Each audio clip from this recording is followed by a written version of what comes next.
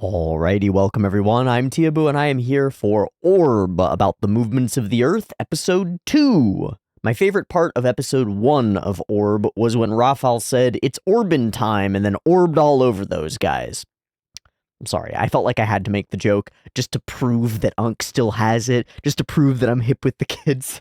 And in doing so, I think I proved that I'm not, right? I think that's how this ends up working out. No, can't win. Welcome everybody to Orb episode 2. I'm excited to be here. It was a little iffy whether we would actually get here. I'm starting much later in the day than I usually would. I was up way too late last night because I went to a concert. I went and saw Electric Callboy in concert at the Kia Forum in Los Angeles, and it was excellent. If you're a fan of Electric Callboys, they're a German comedy metal outfit that I think got famous doing YouTube videos. They're pretty popular amongst YouTube music reactor type people, which is actually where I discovered them a couple of years ago. And then I introduced them to some of my friends and they fell in love with them. And then like a week ago, my friend was like, "Hey, do you want to go see them in concert?" I was like, "Yeah, sure. When is it?" And he told me next month. He told me sometime in the next month. And then 2 days ago, he was like, "Hey, we ready for the concert tomorrow?" Oh shit, there's a concert tomorrow. It's on the day before Orb Day. Oh no. Went to the concert. It was excellent. They were great live. Go see them if you happen to be a fan and in a city where they're coming for their current tour. It's an excellent tour and they're doing a good job. They sounded really good. They sounded great. Very impressive. But anyway, lots of things going on in the background that made it iffy whether I would actually get to Orb today. But I woke up today with the need for Orb, and so I put together a thumbnail that I think I'm pretty proud of. I hope that you like it. I hope that it's good. I just want to mention a little piece of the thumbnail. If you look at it, there's a portion that's like white paper, right? And it's got like markings and stuff on it. That's actually a document from Galileo that was purchased in Florence and is part of the Wikimedia Commons. And so I grabbed that and cut it out and used that as the background for my thing. And I think it works great. I think it's pretty perfect and spot on with the relevance and stuff, and pretty neat. We'll talk about Galileo in just a sec, but thumbnail's done, Orb is up, and I'm ready to watch the next one. Can't complain. Pretty good. Also, caffeine to keep me going and all that jazz, and if I crash later, that's fine. We're gonna get some Orb in. Our first episode of Orb, an introduction to the character, an introduction to the world that he sits in, and all the complicated sort of duties and responsibilities and relationships that are built on not rocking the boat, not fucking shit up, and doing what you're supposed to be doing. He's a very good boy, and there is no way, no reason that he would ever do anything so irrational as proclaim false science stuff and get himself in trouble with the church. He's seen what that does to people. He knows that he should stay on the straight and narrow. Why would he ever diverge from the simple, rational path that he has set out in front of him? Of course he wouldn't. Of course he will. Because that's the story that we're telling, and the setup is just too perfect. Let's take some time to note some things that were said in the comments on episode 1. I think first and foremost, right out of the gate, the people of Poland require an apology, and they deserve an apology.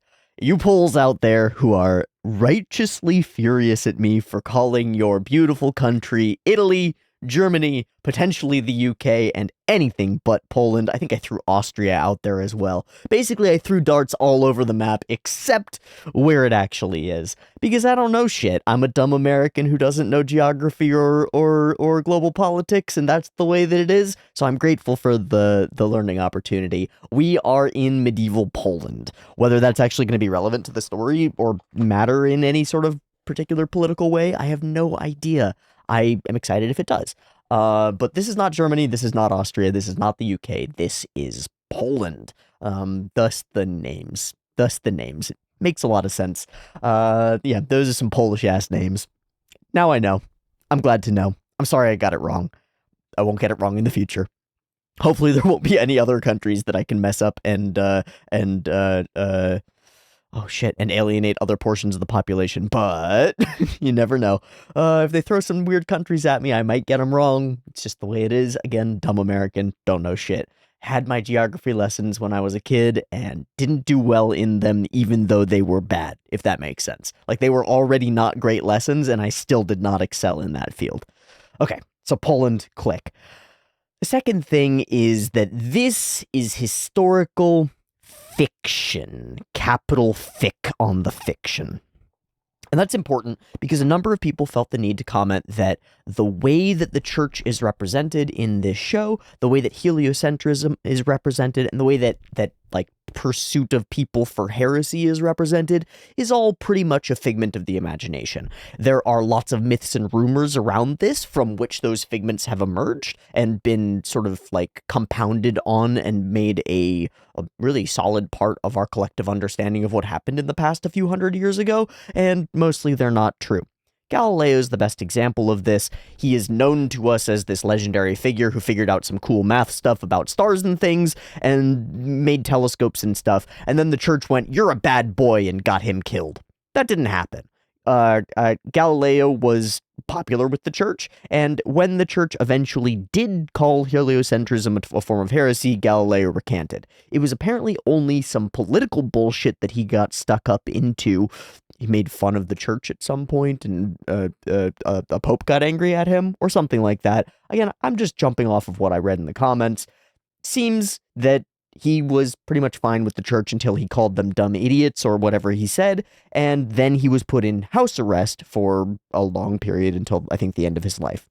He was not tortured, he was not killed, he was not burned at the stake, and it is very likely that nobody was ever burned at the stake for professing beliefs in heliocentrism, let alone having a giant metal pear thing that apparently is a like fictional torture device that we found in ruins and stuff, and just found diagrams of stuff, and some probably Victorian scholar was like, "Oh, I bet they use this to rip people's jaws open. That would be cool, right? That would be cool. I bet that will help me sell my book."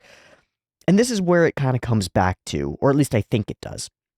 It works in the context of the show that we're watching, historical fiction, or the books that have been written over hundreds of years, telling and retelling the histories in more and more lascivious and prurient and emotionally resonant and visceral types of ways, and highlighting the parts that are the most bombastic and explosive and jump off the page and sell papers, sell books, sell pamphlets. Those things become part of the story. They become most of the story, even, because they sell the most books, right? So elevating those elements, exaggerating them, and making a story that's otherwise pretty boring. This science dude found some stuff and the church was like, "Nah, we don't think so." And then a few hundred years later, everybody was like, "Oh, actually, this seems right." That's kind of boring. So why don't we throw in some blood and guts and maybe some romance? Maybe he had a jilted lover who was in the church and hated him and went after him for those pernicious beliefs, and he was tortured and his fingernails were torn out and all this stuff. But it's not actually a good depiction of reality, of our understanding of the real history.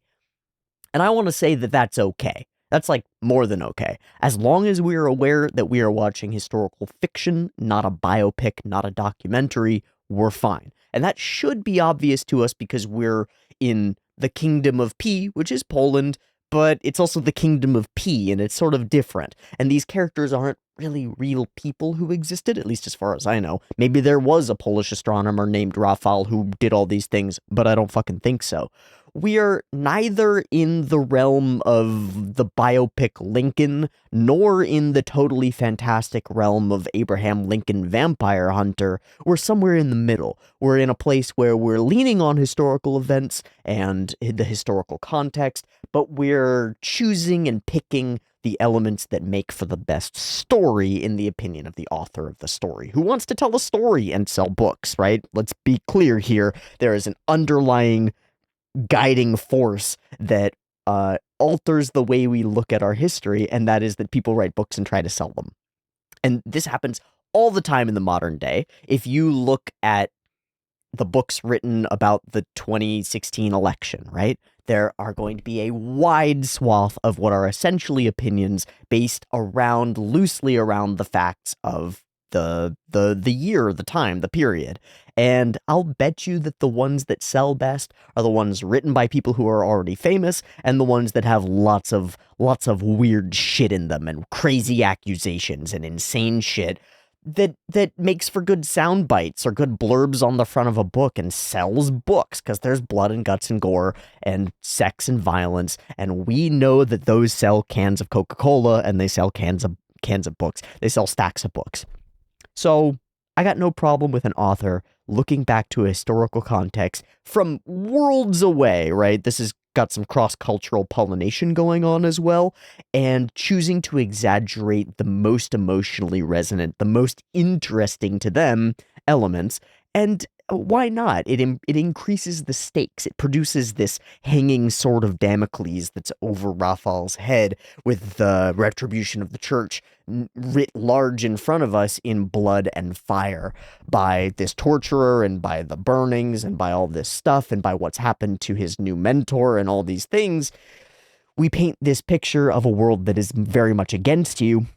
And it creates a vibe that, to me, feels a lot like the introduction to a lot of, like, young adult novels, like Hunger Games or Divergent, things like that, where you've got these teenagers, kids growing up in a society, and they're like, I'm part of the society, everything's good, nothing's weird here, I'm never going to be a bad person. And, you know, they watch people get ostracized and kicked out of the society for being bad people, and they're like, that's never going to happen to me. And then on their 16th birthday, they wake up and they've got a mark on them that says that they're the bad person, and now they get kicked out, and now they have to go deal with the world, right?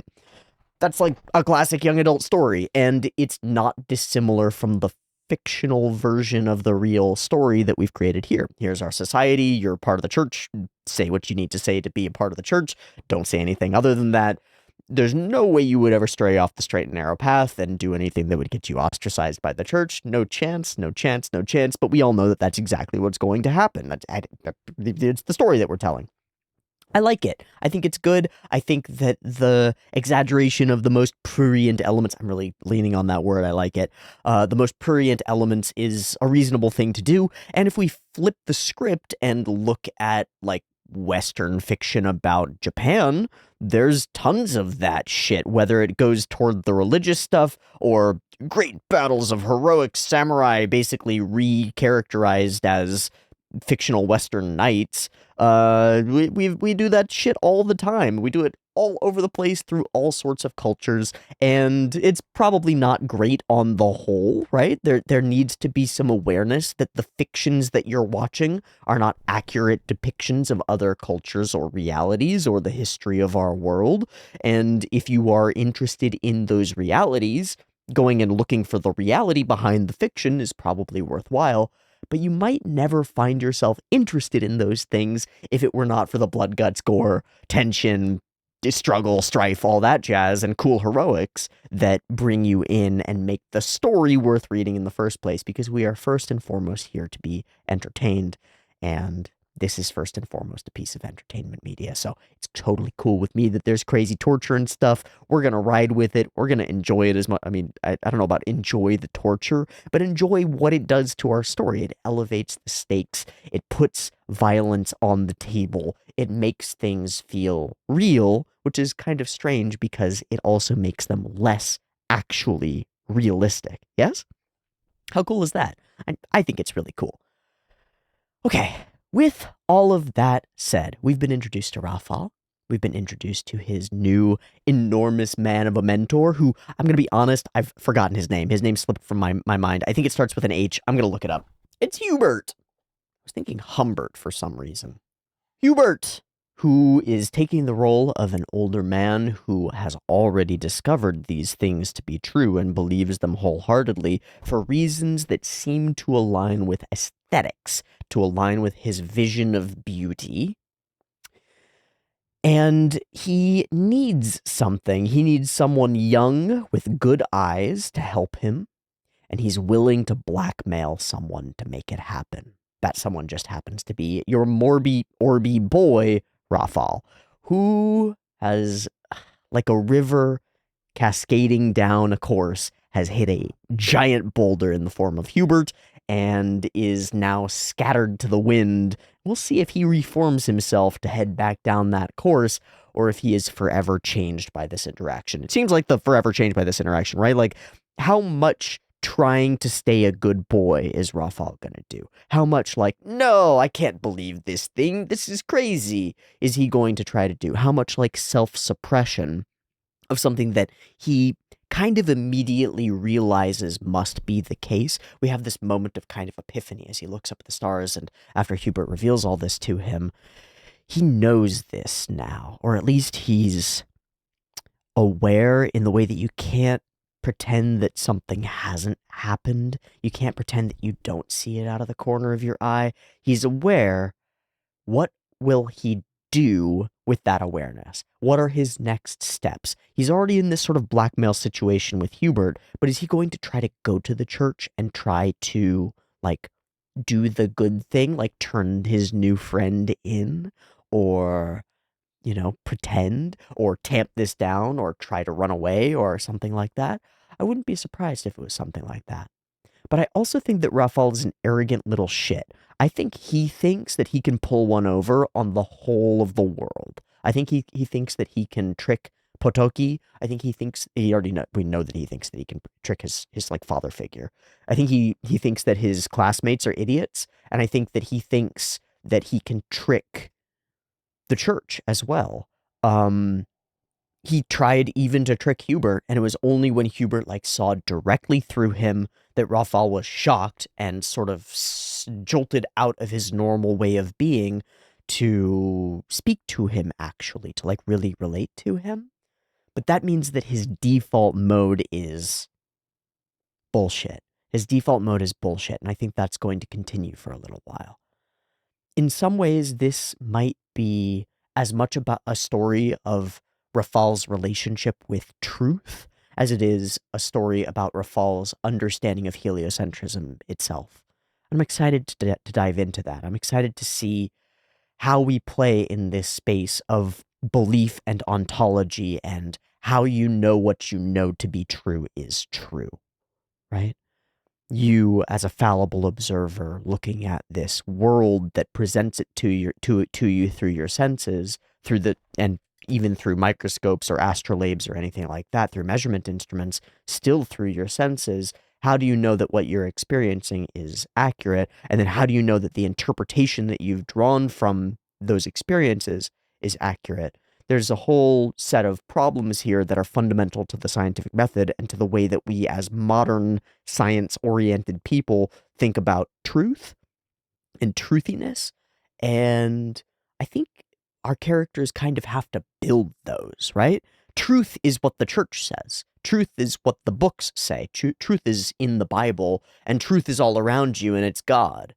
So if there's a new form of truth that is in conflict with that existing, believed, consistent, believed by everybody around you, socially enforced truth, what happens when those two things come into conflict?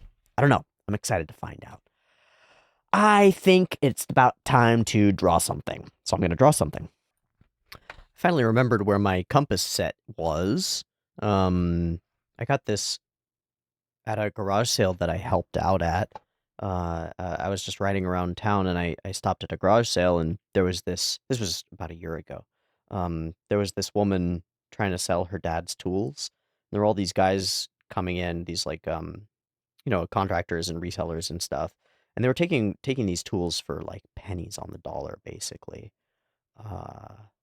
And so I talked to her and was like, "Hey, do you want help selling these so that you can, get some value out of your dad's tools? I know what a lot of these are, and it seems like a shame to let them go for, pennies like this, and especially to people who aren't really going to use them. Do you want to try to do that?" And she was super grateful and ended up offering me fully 50% off of anything that I was able to sell. I sold a couple $1,000s worth of tools that day, and then she allowed me to keep any that I wanted, and this was one of the things that I kept. I got some really nice wrenches and a couple of other things. But I think one of the real prizes was this really nice compass set. At some point, I have to figure out how these things work. I think they're inkers. So you put these together so that they're really close together, and then you dip this in ink and use that as one of the legs of the compass. I believe that that's what they're for drafting. I don't know. I'm going to stick with pencil for right now. Okay, there are 2 rows. There's one more.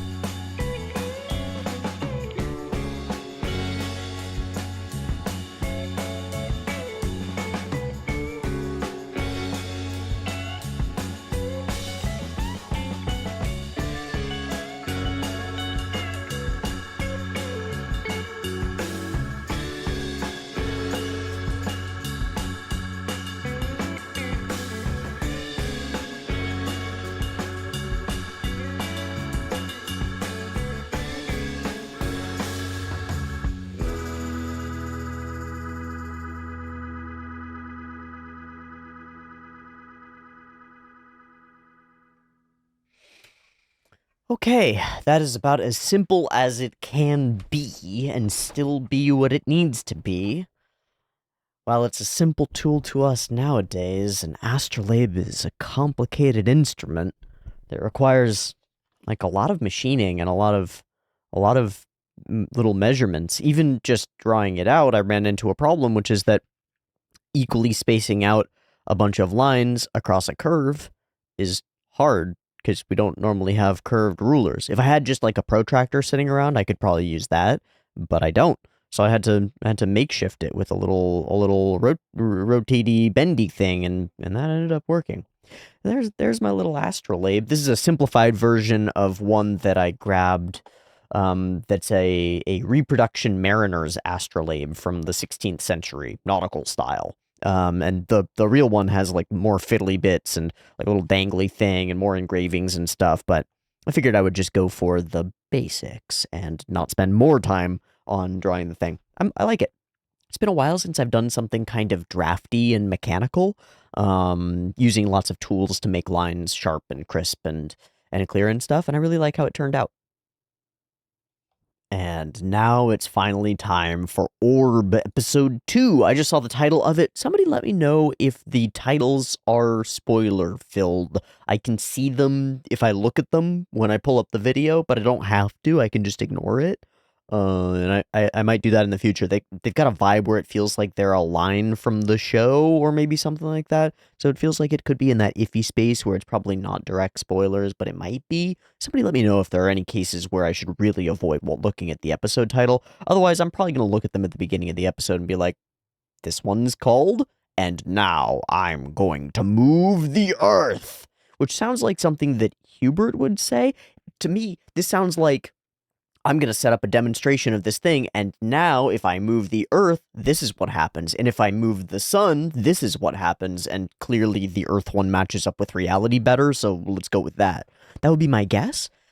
But it also has a pretty solid double meaning. I'm going to move the Earth with my ideas. I'm going to change the world. I'm going to shake things up and rock the boat.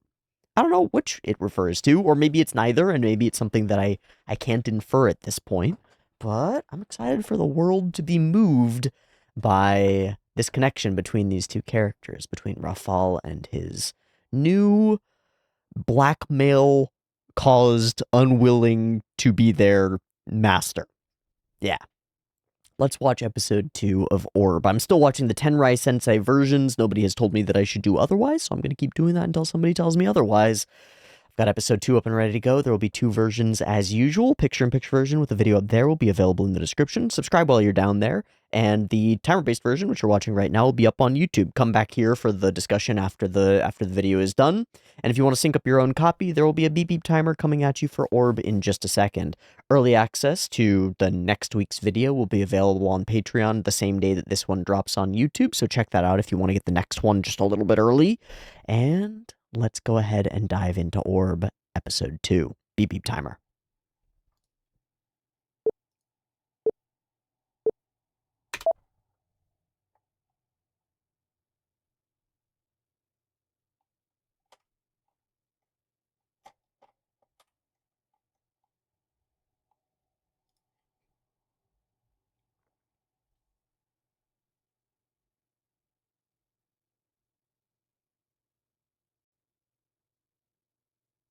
How about that?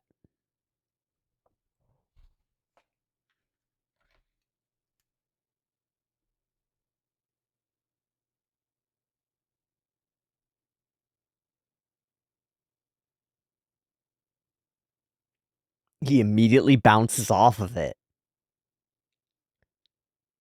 God reasons. Book reasons. Are there? Why don't we? Wouldn't it spin underneath me?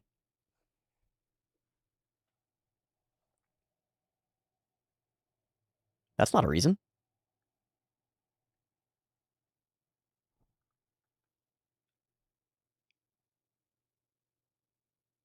Of course. You'll die for it.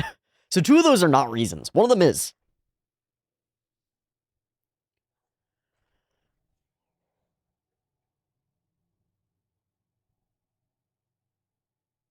Ah. It's reversed.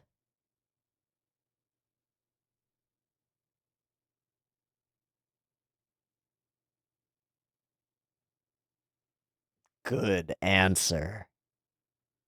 Yeah, it disproves.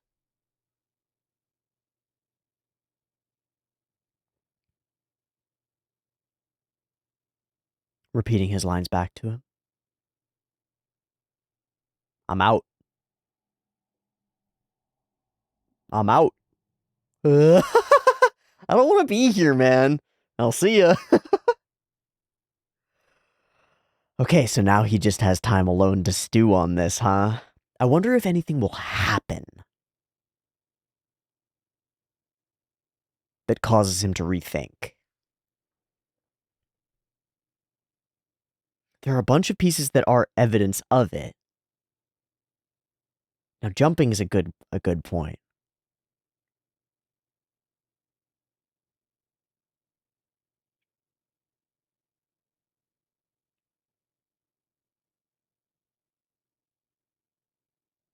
He's spinning, just like the Earth would be. So this creates almost an Isaac Newton, almost an apple fall. Gasp. Oh shit.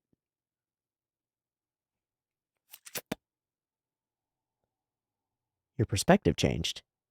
Yeah, of course not. But you would have thought they would have looked the same, right? Flying mountains versus flying you, flying stars versus flying planet.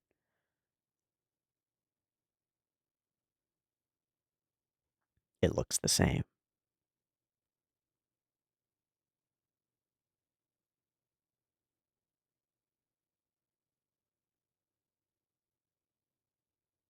Oh, lovely. He's fully flipped upside down. Okay, so the first stage is maybe. No, it can't be!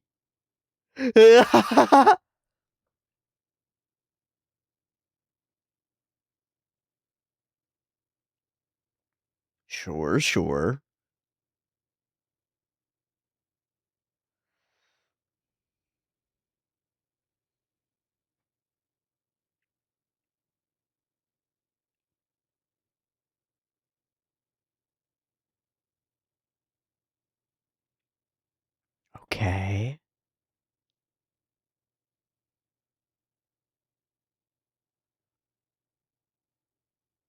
it would all look.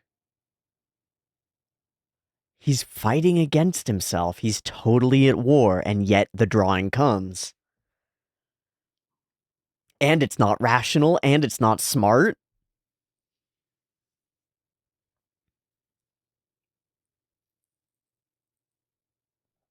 Because it's not all moving.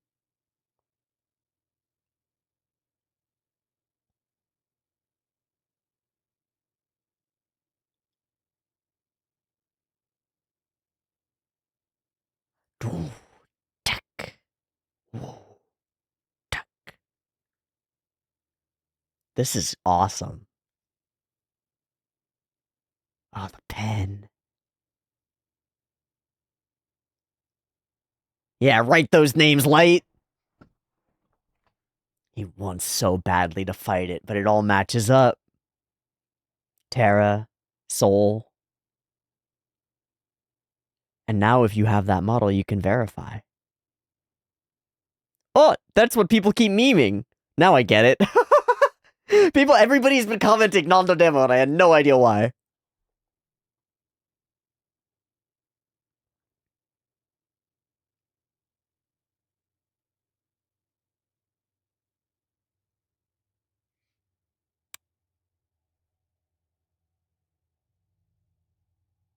Whoa, that was a cool looking scene.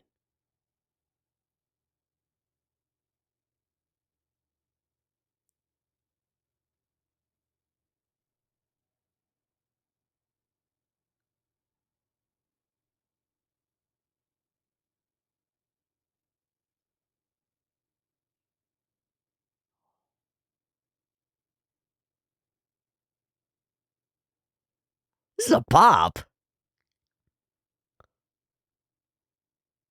Church members? Something like that? Monks?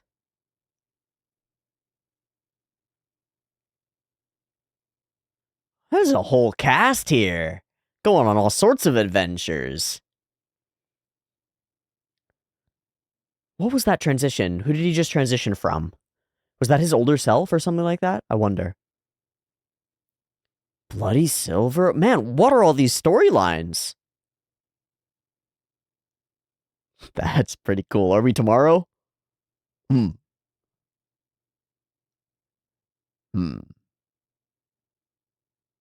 He's in it.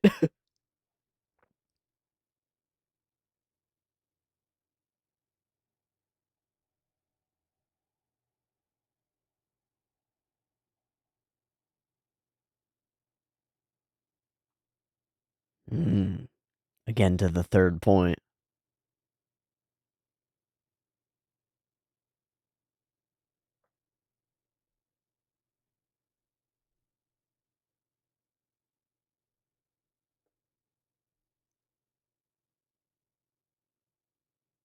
Hmm.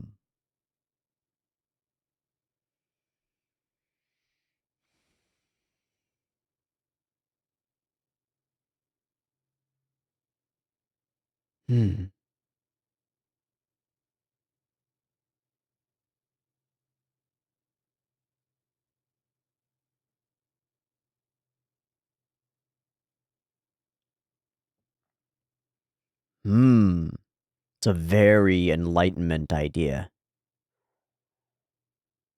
That's the opposite of an Enlightenment idea, though. Read the scripture yourself is the Enlightenment idea. Okay, interesting. Hell yeah. Wow, okay. He just says it.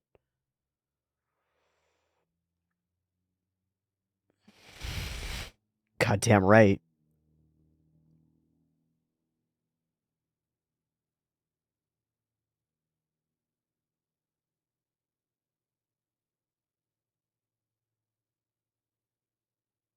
Figure out telescopes? Whatever you want, you're free. Go back to your life, man.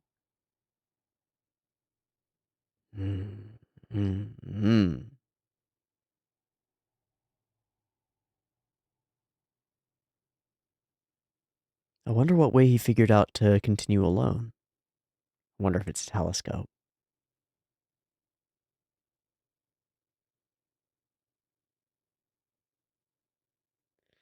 Yay! You're free!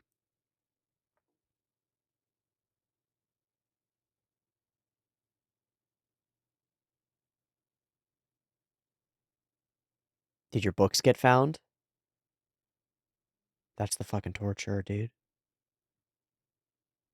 Yeah.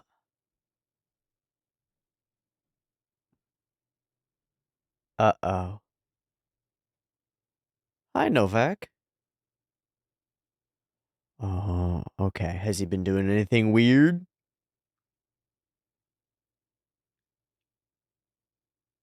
Sure.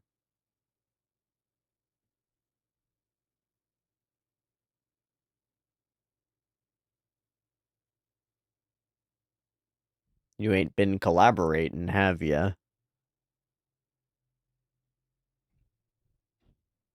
Oh, those weird heretics. It's about to turn. Fuck. Fuck.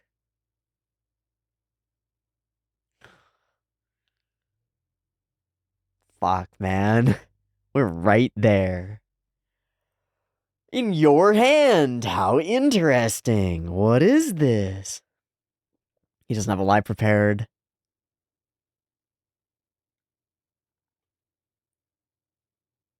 Hubert takes it.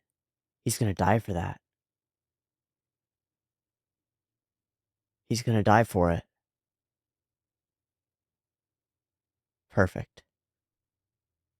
I mean, sad as fuck, but perfect, right? Now you're the only one.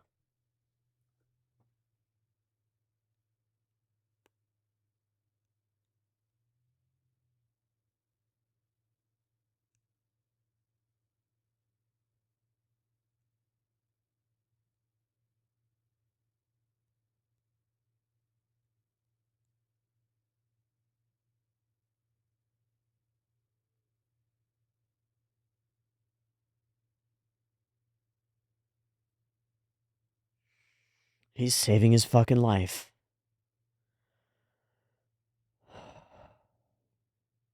But now they've met and he's suspicious of him. Fuck.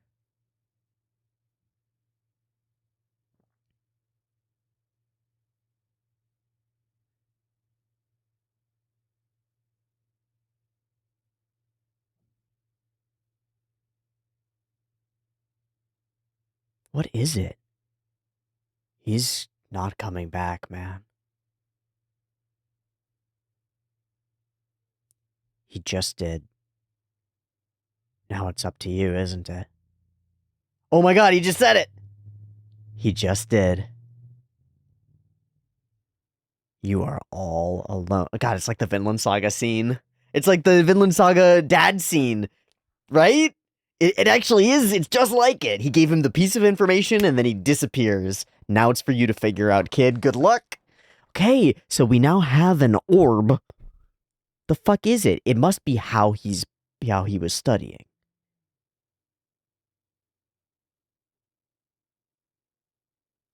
Is it Jupiter? The moons of Jupiter? Because that's core to Galileo's work. I don't know. I don't know. You need a telescope, though. Oh, he was talking about Orion's belt before. Yeah.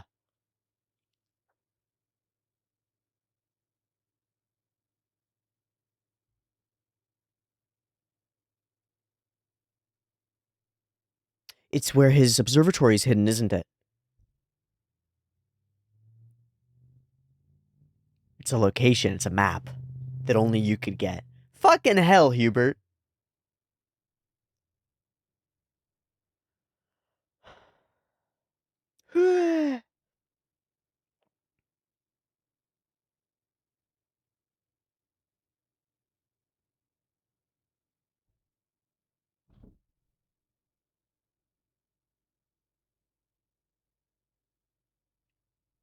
The big box. And in the box, research, notes, notes. Whoa. He knew. To you. Oh.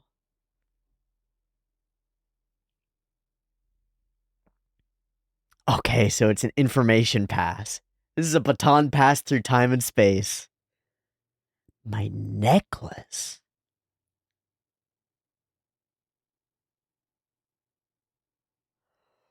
Ooh. Let's go.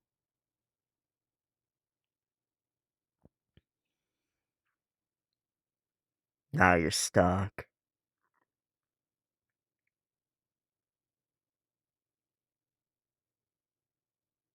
Learn it and burn it.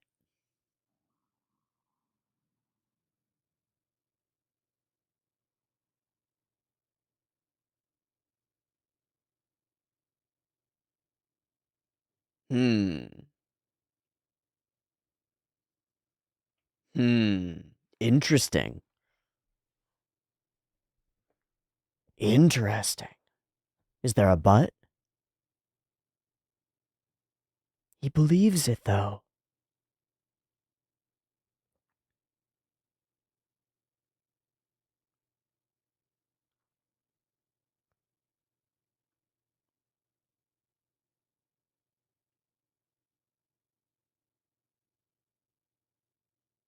He's burning it. A reward? Money. Is it the bloody silver that we saw in the OP? Did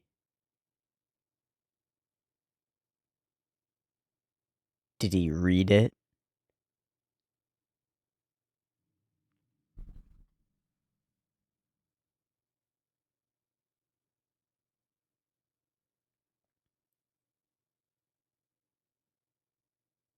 Okay, so he sticks to a rational path and turns away from heliocentrism.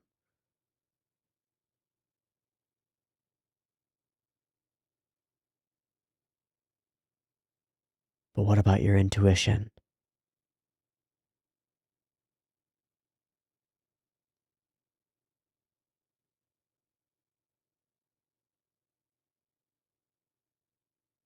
Ha ha ha ha!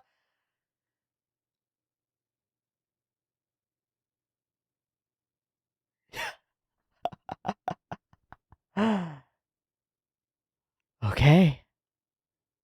You're stuck as fuck now, kid. Off to college? Gosh!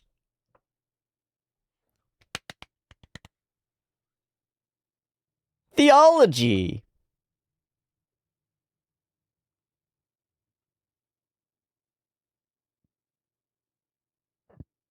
Ooh boy, sure do love God and don't believe in heliocentrism or anything.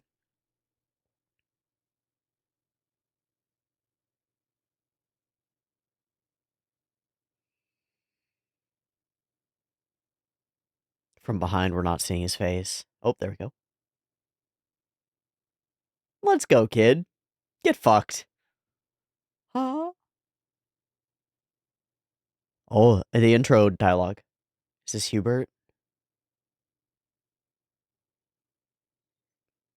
Or are we leaving school? I don't know what we're doing.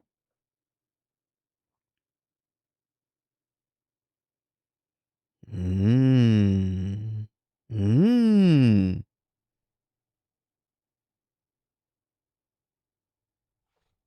Click. Okay.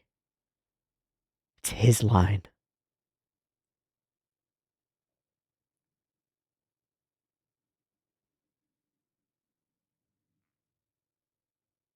Using a torture implement to help. Yay! It's weird. That's weird. Very Hans Landa-y.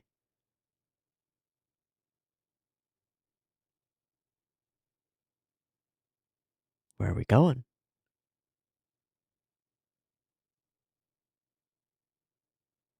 Oh boy, very Hans Landa-y. Got anybody in the basement? Got any milk? I wonder if she's a character. Oh, she's only 4. Fuck. Still, could be a character.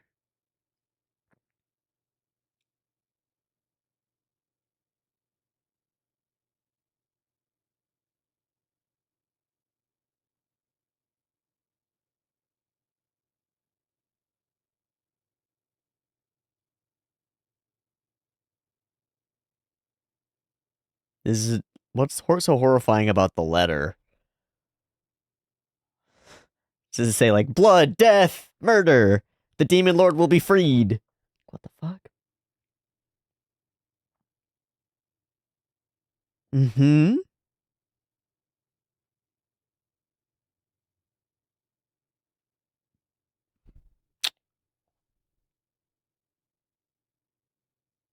Hmm. Oh. Wow, fuck.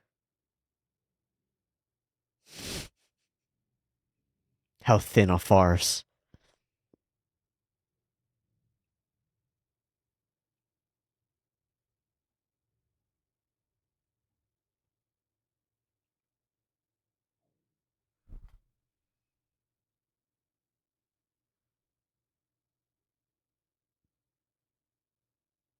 Hmm.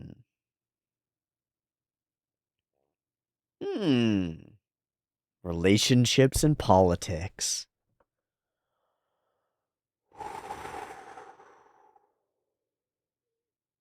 You would deny what the bishop has said?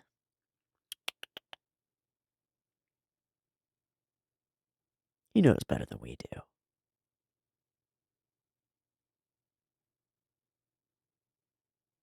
His cloak looked awesome. About astronomy.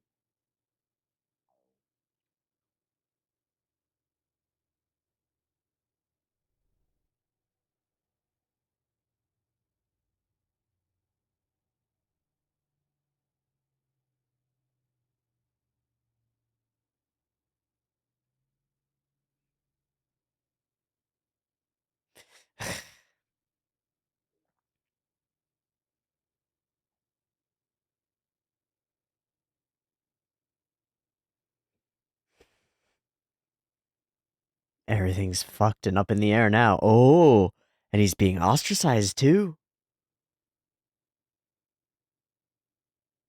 Hmm. Say it. Promise.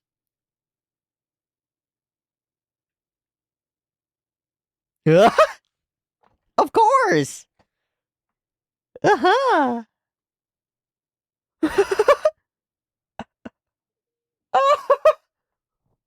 Oh, I'm so happy.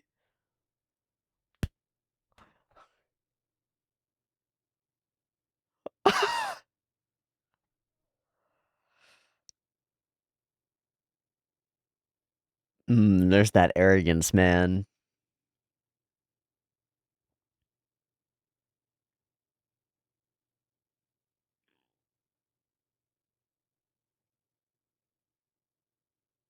Maybe.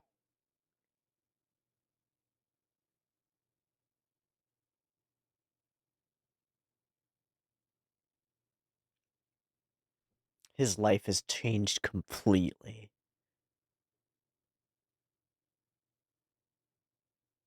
He's thinking 30 years into the future.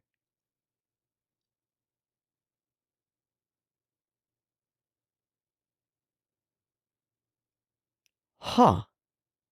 And how is he friends with Hubert? And why did he let Hubert in? Okay, this is cute. Groove and Magic? Diebuster? The walking across?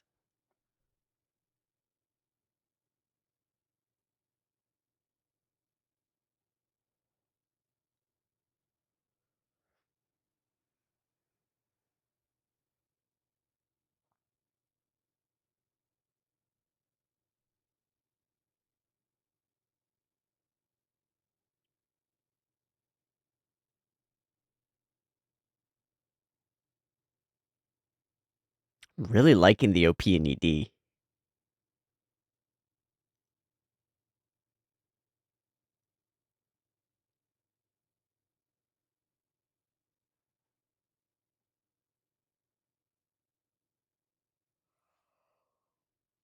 Whoa.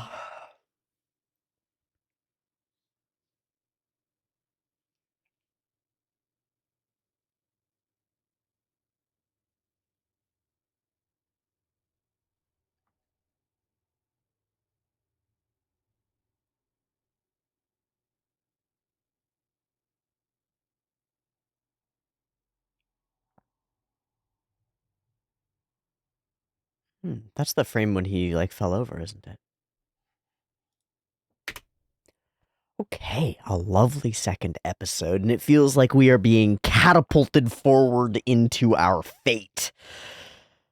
He did resist. He did in so many ways. We started right there with him being like, this is ridiculous. There's no way. And it reminds me immensely of what happens when, like, psychological reactions come online and you've got a script that you run when uncomfortable things appear that you've already denied, and you've got a bunch of logic around. The script just instantly runs, and the thing that's presented to you doesn't appear because it doesn't fold into the script, and the script runs against it, and then it gets pushed out of the way. Usually I think that comes up from what I've read in the context of, like, an addiction. So, like, a trigger occurs and then suddenly you're on a script that leads you down to drinking, or leads you down to smoking, or leads you down to whatever your, like, the necessary input is to finish off the script. But it can also occur defensively. I think it happens a lot if somebody insults you, or insults something, less insults you, but insults something that you care about deeply. Suddenly this, like, script comes online that pushes that away, and the defense mechanisms all pop up. And when it's something as deeply held and socially conditioned as this level of religious belief and like total worldview, total understanding of reality, total way of seeing everything. Everything else is just ridiculous. There's a heaven, there's the earth. The earth moves, it doesn't move around things. That's not how it works. It flies in the face of all the possibilities. And I think that this is evident in the response that Rafal first gives, because to my estimation, only one of those is a logical like retort. All of the rest of them are all of the rest of them are something else. They're something else. They're not logical responses. They're like defenses. They're like the kinds of defenses that come online when somebody insults your favorite sports team or your religion. I think it's really interesting the way that we play with those, and the way that Rafal is not immediately taken by this idea. He resists it and resists it and resists it, and yet at the end of the episode, he is thinking 30 years into the future, dedicating his life to figuring out and proving this idea and carrying on what Hubert has passed down to him. Speaking of Hubert passing something down, one of my favorite themes in media, full stop, all across the board, is passing the torch or passing the baton. Because I think it's like the greatest extension of the force that makes life worthwhile. I don't know. Let me try to dig into this a little bit. Life is finite. One of the fundamental characteristics of living things is that their living state is not permanent, and therefore their learning, their experience, their growth through the world, their strength, their skill, all disappears with them when they die. So it has been for millions of years, and so it will always be. But life, in its infinite and unguided wisdom, discovered that there is a way to create information sequences that pass information down through time. The earliest bacteria or protozoa that we can consider life did this too with strands of RNA. And now we do it with slightly more complicated, still binary encoded strands of DNA. And when we die, if we have succeeded at the one thing that matters for this part of things, in reproducing, having a biological offspring, then our genetic code does not die with us. It is passed on instead. And we're beginning to learn that there are all sorts of epigenetic factors that occur during your life, like that change the way that your code is expressed and can be passed on to the next generation as well.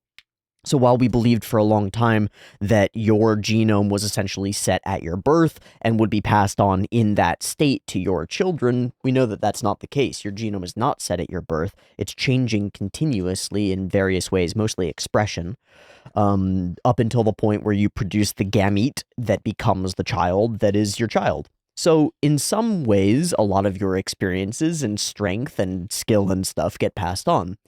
But because we are such intellectual creatures and there's so much thought that we do, and we've expanded our levels of like skill and understanding of reality far beyond squirrels who need to teach their children to hunt for nuts and bury them in the right places, or have that wired into the genome in the first place, or cats who need to teach their kittens to lick themselves, or cats who need to teach their kittens to hunt, you know?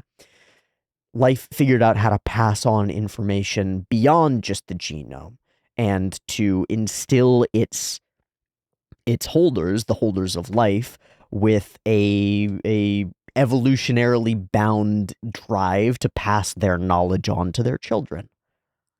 We broke the walls of that system when we started scratching shit on clay, when we started writing, when we started counting, when we started coming up with forms of information transfer. I mean, language in general, but written language in particular. We can go back one step and say that oral tradition and language in general is a huge, incredibly powerful way of passing information down generation to generation, and thereby leapfrogging the great hurdle, the great barrier that faces us all as living things, which is that we will die and our knowledge will die with us. But it does not have to, because you can take your knowledge, convert it into physical matter, and that physical matter carries the information on forward into the future. And for hundreds of years, most of our technological developments, with the exception of like the steam engine, have been created directly as a result of, or been directly about improving our ability to store information in matter and pass it on to people who you don't ever have to meet.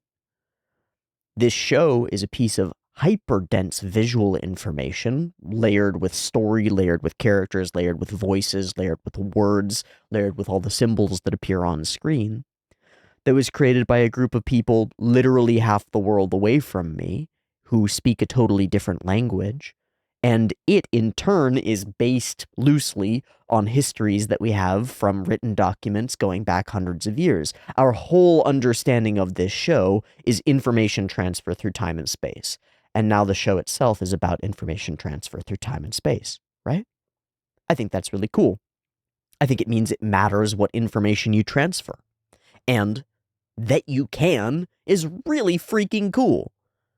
It is, I think, the greatest way in which humanity has surpassed our fundamental limitations as finite beings is our capacity to create infinite information and to spread it and share it in ways that are essentially uncorrupted by time, uncorrupted by death, not lost to us. Hell, even the religion that is the foundation of the world order in this world is itself a meme, a piece of information that has an effect on its recipient, that's been transferred and spread throughout this world, and has become so commonplace that it is literally common knowledge. And it's not just the books, it's the interpretations and beliefs about those books that are shared inside the tiny, tiny skulls of all the people who are part of this culture. If you want to move the world, information is a great way to do it. If you want to move a person, presenting them with information is a great way to do it. So, when Hubert turns around and says, I just finished my work, I think that's a powerful sentiment, because you can look at a great work that will never be completed within your lifetime, and yet you can still finish your work with the confidence that you can pass that information on, and that somebody might come across it, read it, and continue it on. It's like the most powerful human thing that we have. And I'm a big fan of it. It's kind of part of what I'm trying to do here, is to record a piece of myself. And it's kind of a part of what I engage with every time I open up one of these shows or crack open a piece of manga, because each of those things, they're like hyperdense because they're a conglomeration of worldviews and ideas woven into a story by an artist, by a creator, that makes them more usually than the sum of their parts, and yet each is almost inevitably infused with tons of layers of the information that that human individual has intaken over the course of their life. And so it serves as like a brain capsule, like a time capsule that you go out when you're a kid and you bury in the schoolyard, except that this is a brain capsule that encompasses a piece of a perspective on reality and can transmit it to you. You and I have a slightly different perspective on reality than we did before we watched this episode of the show, because this show has presented a new perspective on reality to us. Or even if it's one that's familiar to you, it's presented through the eyes of Rafal, which are in turn the eyes of the artist and the author. So it's new information, it's a new viewpoint. And we just received it. And it's like the most powerful magic that humans have access to. And we do it constantly. We're almost overwhelmed by it, almost flooded by it, to the point where sometimes we can get to the point of feeling like it doesn't even matter anymore, and it's all just a blur of information, and where's the meat, where's the reality to it? But it's all reality, right? As complex and as much of it as there is, it's all information, and parsing it becomes the real problem. As we've stacked up hundreds and hundreds of years of printed works, there's a lot more garbage. And now that we have digital works and artificial writers writing tons of crap, there's a lot more information, and sifting through it to find the really valuable gems is going to become harder and harder and harder. But that doesn't mean that it's not worth doing, because it's like the most worth doing thing, I think. So I really like that we sort of start there, and we've got that chunk here. Let's see. The OP is beautiful. I think that the song is a bop, and there are a bunch of really lovely scenes, like really beautifully drawn scenes in the OP that remind me of scenes in the Vinland Saga OP, and strangely remind me a little bit of like Jujutsu Kaisen OP stuff with characters walking around through towns and things. I don't know. It's interesting. We're definitely going to want to turn to Sakakaburu for this episode to see a couple of cuts and hopefully to see some information on the OP, because it's chock full of lovely scenes that are impactful and neat. Like Rafal spinning and spinning in front of the stars as they like careen around him felt really cool and created an instant idea in my mind that Rafal's world had been flipped upside down, very literally. I thought that was really neat. There are a bunch of little things through the episode and scenes that are symbols, right? Symbols writ across the whole screen, and yet they are a symbol. Some of them being quite familiar to other symbols that have been used in other shows fairly recently. One that stands out to me is Rafal standing in front of Hubert after Hubert has sort of left, us knowing that he's dead or going to die, and we just have their two figures across against a very deep white background. There's a scene in Vinland Saga that's in like truly the first chapter where Thorfinn's father is embedded with a bunch of arrows, and he says like the most important line in the show to his son, and it's in this death scene that's only shown to us as a symbolic memory. Here we have Hubert standing in a very similar symbolic space and similarly leaving a child with the information he needs to find the truth, to find his way in the world, but not there to show him the way, not there to guide him, and not there to protect him from like the turbulence of fortune and fate that's going to lead him down that path to those eventual conclusions, but not without a lot of suffering in the way, you know? Hubert is not there to prevent Rafal's suffering, except in his true self-sacrifice here with Novak. Fuck, man. Okay, let's go through the episode and talk through things as we see them. I wanted to highlight a couple things that really stood out to me immediately from the get-go. Now let's take a look at the actual looky stuff and see if we can parse anything else out of it. We begin right where we ended. Reason and beauty become one. If they are geocentric, then I am heliocentric. Such an idea no, it's wrong. It's just plain wrong. I love I love that he's like, that's just plain wrong. It's not even that can't be true or anything like that. It really bounces off a wall, right? This hits like a 6-foot thick iron wall that's been built up over years and years and years. Clink, bonk, bounces right off. But Raphael's a rational kid, and he comes up with reasoning behind this. This is wrong. Here's why. And he gives us 3. And I'm going to stick with my guns. I think that the second 2 suck and actually aren't what he says they are. They're like when somebody's in a political debate and then they say something that's sort of like off key but emotionally strong that doesn't actually have like logic behind it. Doesn't line up with the math, doesn't line up with the truth behind things. It feels like that. It feels like reaching for a justification. But we'll get to them when we go through them. That's just plain wrong. Hubert does not respond to this. He just lets Raphael go. There's a lot of maturity to him in not needing to defend his point of view. He's been battered for it plenty, right? But he just lets Raphael speak through, and this is a trend throughout Hubert's appearance in this episode. He's totally willing to let Raphael's mind work, and I think it's not out of, not out of ambivalence, and it's not out of, altruism or good nature. I think he just believes that Raphael is a logical kid who will be unable to escape the truth that he has presented him. Yeah? That Hubert has presented him. He doesn't need to make all these arguments for the thing, because Raphael will tear apart his own logic as he goes. And he does. Okay. Justifications. 3 reasons. First, number 1, too many contradictions, which that's not really the reason that he gives. First, there's one contradiction, and that's that if I jump, I land in the same place. This is a really tough one to disprove with the present understanding of science and gravity, isn't it? Because, it's a little bit of an inference leap to believe that there's some force that binds things together, that it binds smaller things to larger things proportional to their mass. Tough. We're getting really close to a genuine understanding of gravity there. Or, sorry, I said understanding. That's wrong. We still don't have that. A genuine model of gravity. Let's go with that. To say that we understand it is fucking fundamentally wrong, I think. We just know it exists.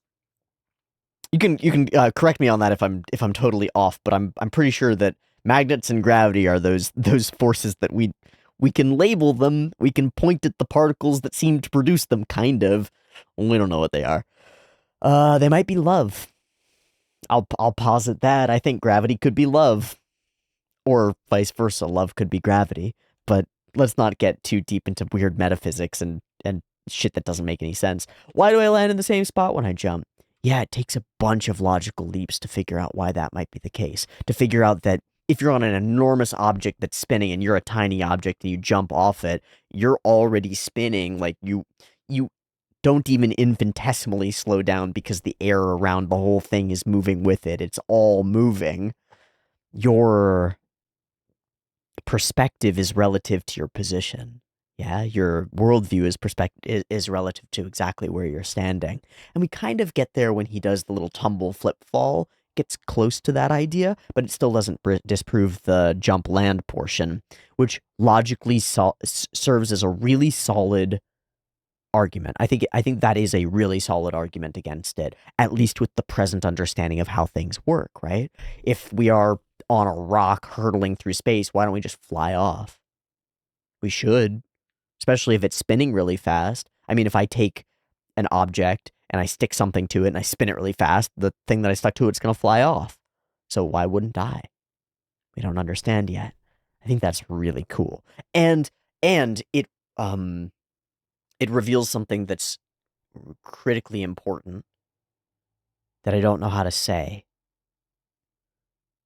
The less you know, the harder it is to prove anything.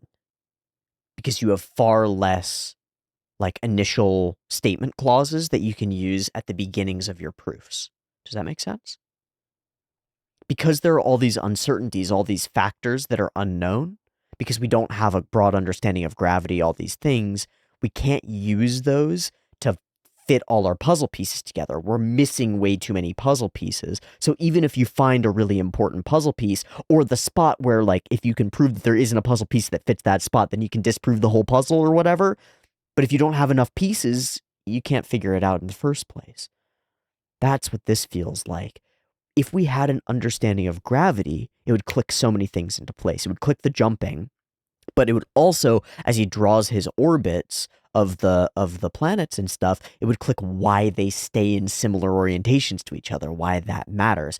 If you can figure out gravity, you can move toward tides, and tides are a really solid, really strong piece of evidence for the rotation of the Earth and the cycle of the moon and all those things, and you can start really figuring some shit out.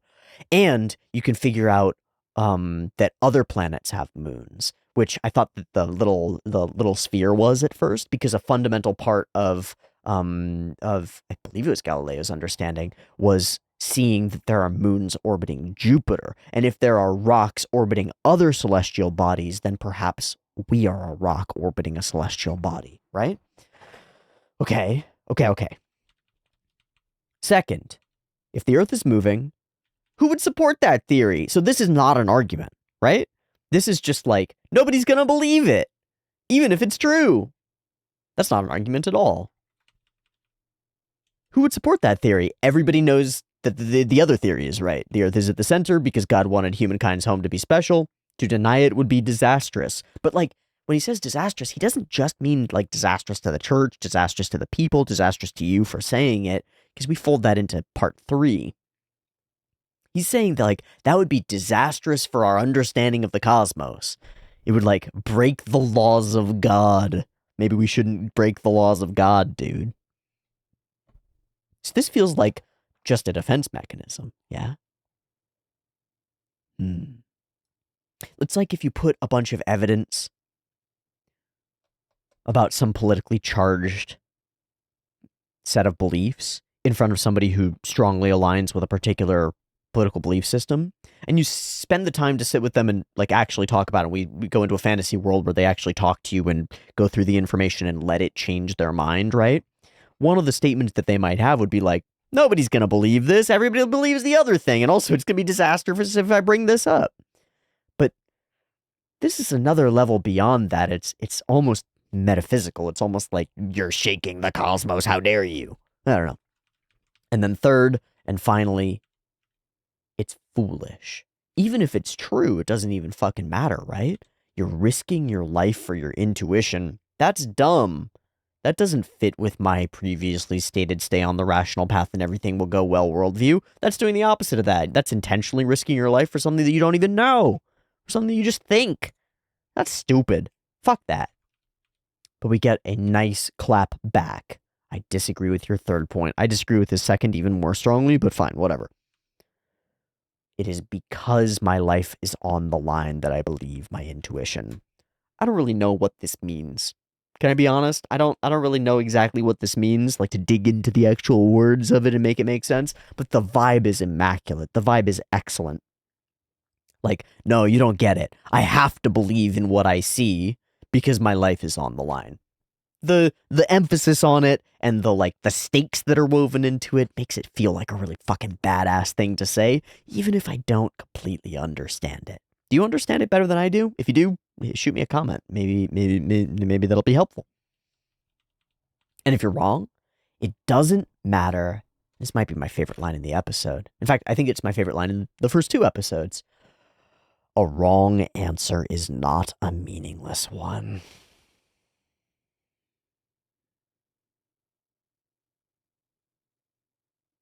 Negative information is information.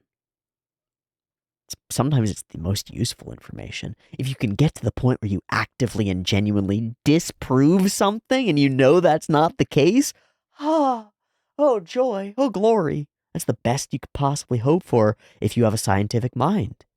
Something genuinely proven or disproven, love it. So what if you're wrong? Then we'll find out. And we'll know. We'll be able to at least dismiss this whole set of things. And if they are wrong, then good. They will have been dismissed. And I will have lost my life great, but the information that I've produced will contribute to an overall understanding of the world, fuck yeah. But also, I don't think I'm wrong. A wrong answer is not a meaningless one. Are you insane? No. I don't find it beautiful, and I won't jump through fire to prove it. This is your shit. I don't want to come here. He's like, okay, see ya.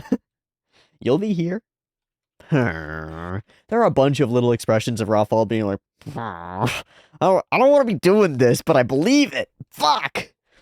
It's pretty great. So he takes a little stroll, and it's at this point that I was wondering if something with the Inquisitor was going to happen and force him into place, right? Like force him into position. Prevent him from spending all this time thinking and make him lock in. And it sure as hell does, but not before he slips, falls, and his whole perspective is turned upside down. Ah, it's brilliant. Not only that, but it rotates and revolves. Impossible. Crazy. How could something so ridiculous be true? And even as he's thinking it through, he's like poisoning his own well. He's calling it ridiculous as he thinks about it. These are little tricks that we play on ourselves to make the beliefs that we want to hold on to feel stronger. So when he says, just look, even now the stars are moving in small increments, he's talking about the whole of the cosmos shifting, right? We have at no point talked about flicker, which is a totally different and very interesting problem that will be facing them, especially when they pull telescopes. If you're observing the stars with the naked eye or with a telescope from sea level or anywhere near it, the atmosphere is thick enough to cause flickering and a little jitter in many of the stars. There are some that don't. Are they the planets? It's something like that. There are some that don't flicker and some that do. And I don't remember. We'll dive into it if it ever comes up. But I don't think that's what he's talking about here. He's talking about the whole thing shifting, which then matches when he flips, falls, and watches the whole of the mountain shift. It's the same thing. You're locked into a perspective, and materially, because of the distance between two things, it is exactly the same if they're moving at high velocity or you're rotating. Same thing. Even the idea of rotation is impossible. Well, and then he rotates. We have this focused scene on his eye, and we turn his eye almost into a star map, is how it feels to me. And as he rotates, they rotate across it. Perspective. It's beautiful. The show has done a couple times where we've jumped into this like really detailed level. It's cool. It's cool. It's a trick that our brains are able to play on us that we see, I think, most often in comics and manga. You do one very detailed panel of a character, and then you do basically like a stick figure of the character from then on. But people's brains can see the fully detailed character because it's locked into their brain now. It's cool. So when we dive in and we show Rafal's eyes in all their detail, that's locked in. Now, Rafal is this detailed character, and even when I see him much less detailed, I'm just seeing a very detailed thing from afar. I'm not seeing a low poly model. I'm seeing the full model just from further away. My brain is willing to trick me, and it's something that we use all throughout animation. I think it's really well done throughout this, and really necessary because of the sort of human element of the show. We're close and personal and intimate, and so we want to see those close and personal and intimate and real pieces. Whoosh, pop. Ouchie. I thought the mountains flipped over. Oh no! But that's only because I was moving. They didn't move. But if you extend the logic, so could the stars and sun be static and we moving around them. So he turns, he looks, and he realizes the truth of it. And then it locks in, and he is spinning through space until he's fully upside down, still standing on the ground. But what is up if we're spinning? And then the work begins. The whole time he's verbally arguing against himself. It's impossible. It couldn't be. It's crazy. It's stupid. The whole thing is rotating.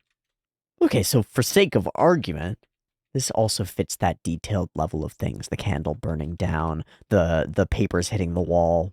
This is ridiculous blasphemy. The script is still running. But a new script is running too, a stronger one. Not only is it ridiculous, it's nonsense. Not only that, it could lead to my arrest. I shouldn't pursue it. I can't.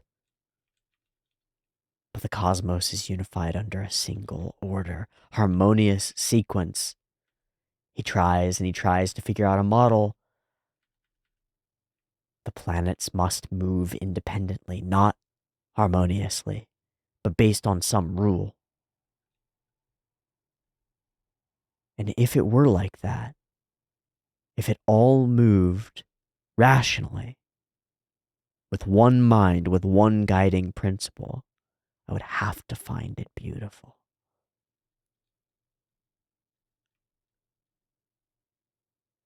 It really does feel like Light Yagami writing names in that Death Note.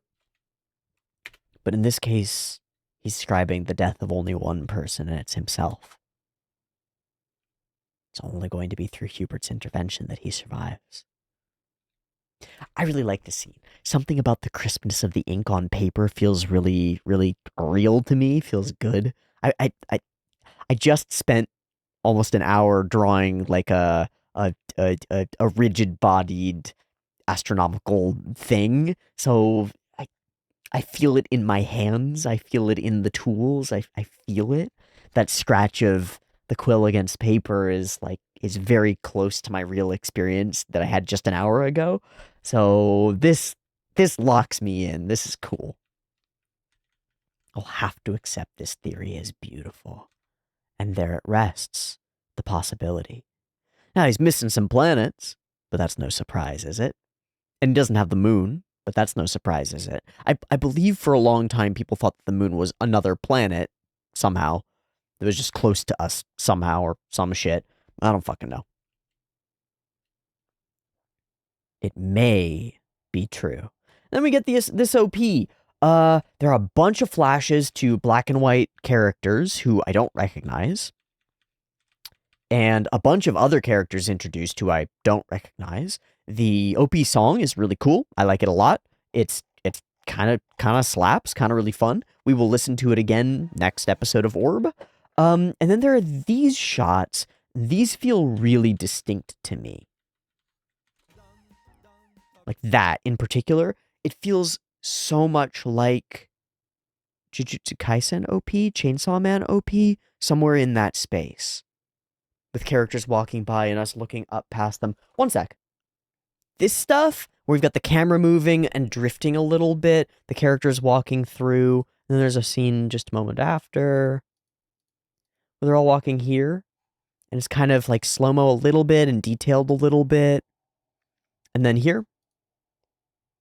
Yeah? Like, those feel very similar to me to those scenes of characters walking through Orb's opening. Does that make sense? Hopefully we get to look at Sakagaburu and see who is responsible for some of these. They've got a really distinct feel to them.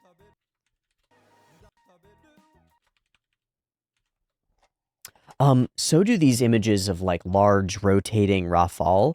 They're really crispy and really detailed, almost like a CG model moving, although I do not think that it is. But there's like very subtle lines being redrawn around the shadows of his lips and the shadows of his eyes, frame by frame. It's really lovely, really lovely. Also reminiscent of the Vinland Saga OP, kind of an amalgam of a bunch of ideas that we've seen in a bunch of OPs sort of meshed together and then made into something wholly its own as we follow this ball down, and then it turns into an eye. Boom. And then the eye goes past and it becomes the globe at the center of what I would think of as an armillary sphere, which is really cool because I drew one of those a couple weeks ago as part of a D&D campaign thing. And at the center, the orb rotates, yeah? At some point, we'll look at the lyrics and dive into those really heavily. What really surprised me about the OP is how unfocused on Rafal it is. There are a bunch of other seemingly full storylines, people living whole lives, bandits, mercenaries, fighters, warriors out there, out in the world doing things. What is that? I don't know. Stuff that looks like maybe political intrigue? I don't know. That is a scarred human. There's a lot of scars. We've got this walking character, full unknown. A young woman looking up. I wonder if this is a slightly older version of Novak's daughter as the lights turn out across the town. 3 white-clad men. They're not tonsured, right? They don't have the monk hair, so I wonder what their deal is. We see this character who's got very long eyelashes. Appears to be a male character. Might not be, but has very long eyelashes. I wonder if these are people from a different race or culture, you know? Although the all white makes me think religious warriors, maybe, something along those lines. I don't know, I'm curious.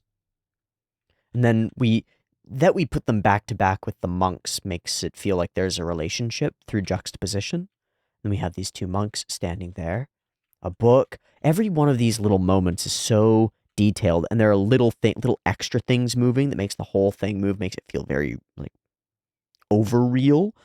That's an element that reminds me a lot of the Vinland Saga S2 OP, where there are things like somebody pulling a sword out, and we follow the sword and it glints, and then it all morphs and becomes a different scene. Kind of like that. Characters with determined expressions and smashing steins together. It's interesting that 2 of the people are drinking beer and 1 is drinking water. I wonder what's up with that. Squishing a cherry. It's bloody almost. Like crushing the world. It feels like it returns us to the eye, to the necklace, to the orb, the sphere. But I don't know.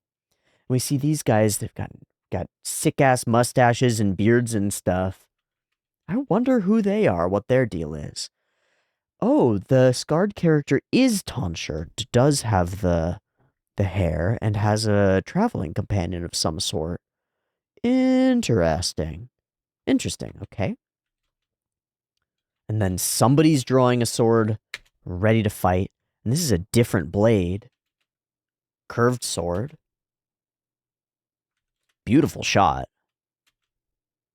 And we go through this sort of montage. This must be the same woman who is looking up at the houses, but now she's diving down deep into a well with a smile on her face, yeah?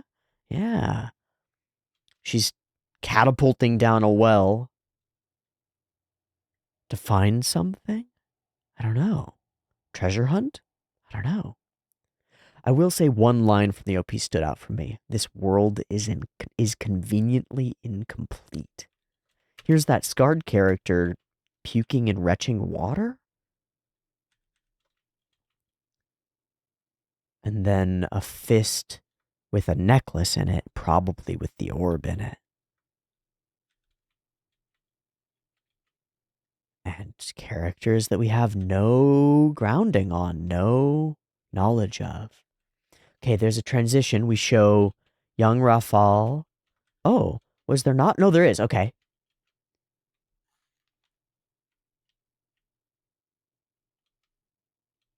He looks older. He looks older here. He's got an undercut. He still has the undercut here. I don't know. He gets shorter, but it's also because he's further away. Yeah, he looks like an older man here. Like maybe 16 instead of 13. And then his smile. The daughter. That has to be the daughter. Has to be. An old man with an astrolabe. A young bearded man with a sliced eye. A pile of bloody coins. Hubert's knowing smile. And you stuck with a necklace. and choosing to grip it. And then it's gone. Poof. I wonder what that means. Like it slips between your fingers? Or like it's invisible? Or is it just a play off of it will vanish once more? Even if I scream loudly like a monster, I want to know more. Even if I scream loudly like a monster, it will vanish once more. Cool OP. Did something change? Why would you put yourself in danger and give up your place in heaven for this? Are you trying to deny God? And his response is very similar to the response or the line that you'll hear from Christian scientists. Sorry, let me be very clear. Christian science is a bunch of bullshit. It's like faith healing stuff. Scientists who are Christian, who believe that there is some level of compatibility between scientifically understanding the world and believing that it was created by God, right? There's a perspective where they don't have to be in conflict with one another. In fact, lots of Christian scientists, fuck, that sounds wrong. Scientists who are Christian find that as they get deeper into the workings and weeds of their various fields, that I have often heard that it seems like evidence of creation, evidence of intent and design. Nephrologists are sort of strangely famous for this, people who study kidneys, because kidneys are wildly complex. And there have been a number of relatively high-profile nephrologists who have turned to faith, having not found explanations for the complexity of the kidney in science, you know? And they will say something along these lines that, like, that complexity and the explanations that we do have of it just serve to make me believe more in God because, gosh, what a beautiful creation we live in. That it can be explained doesn't mean that it's not inexplicable, yeah? Something like that. So Hubert says, I do it because I believe in God. And he rankles at the idea that we exist in an imperfect purgatory, essentially, an imperfect world, as like a staying point, a proving grounds, a test to see if we're worthy of getting into the real place where things are really good. He posits that instead, this place, this world created by God, must be the most beautiful of all. And that's pretty fucking cool as a perspective. I happen to really like this perspective. I happen to really like the idea that you can find the glory of, like, religious level, whether it's genuinely religious in terms of believing in the unseen and unknown and giving it a name and a face, or just the unknowable. I think that one can experience the beauty of creation and feel connected to it, feel connected to being, yeah? I don't know. A person doesn't need faith, money, or status to know that. Okay, one of the core and most problematic ideas of the Protestant Reformation for the Catholic Church was captured in the ideas presented in two of the five solas, sola scriptura and solus Christus, which means scripture alone and Christ alone. Scripture alone meant that the Bible itself is the final and only authority, and that church tradition, the Pope, and priests don't matter that much. Christ alone was that salvation is achieved directly by people mediated through Jesus Christ, and that priests were not necessary as intermediaries. One of the core movements of the Enlightenment was printing the Bible in the common tongue so that priests did not need to serve as intermediaries for the Word of God. This idea that Hubert presents, the idea that the world is beautiful and that points at God, or something like it, paraphrasing broadly, and I might be even, like, directly wrong. That's fine. A person doesn't need faith, money, or status to know that. They don't need to be in the church. They don't need to have a priest who deals with them. They can just know it. And I think that is a, like, fundamentally Enlightenment idea. But then he says, I will show that even trapped, and this continues it, even trapped in this tiny skull, my intellect is all I need to understand God's works. It's a little bit arrogant, but it fits, to my understanding, with this idea that you can have an individual personal relationship with the Godhead, that it does not need to be mediated via priests or via the socially conditioned beliefs of your society. Your relationship with God is yours and is created by your beliefs and your reason and your understanding of reality, and it's that connection that makes it intimate and divine. I think that's a core Enlightenment idea, and I think Hubert is strongly aligned with that in many ways. But then he goes on to say, that's why I don't read the scripture, which is really interesting because that's total opposite of the Enlightenment idea, which would be go to the scripture directly, right? Like circumvent the priests and read the scripture directly for yourself and use that as one of your channels to God. But he's not into that part. He's got his own worldview. And I think that even strengthens the idea that it's his perspective and his alone. And there's a great strength to that, an unwillingness to bow to anyone but his own reason and his own senses and his own beliefs about those, what he believes to be beautiful. I like it. I like it. I think it's cool. I read nature. But doesn't living like that, doesn't a life like that frighten you? And there's no hesitation. Gotta love when verbal timing and like dialogue timing matters. This is one of those times when it matters. Like, how different is this line if there's a half-second pause before he says, of course? Kawaii. Like, yeah, fuck yeah, it scares me. But even so, a life that isn't frightening is missing its essence. I think this takes second place as second favorite line for the episode for me. Welcome to life, little human. It's pretty short, and you're going to experience quite a bit of pain during it, and then you're going to die. You should be afraid.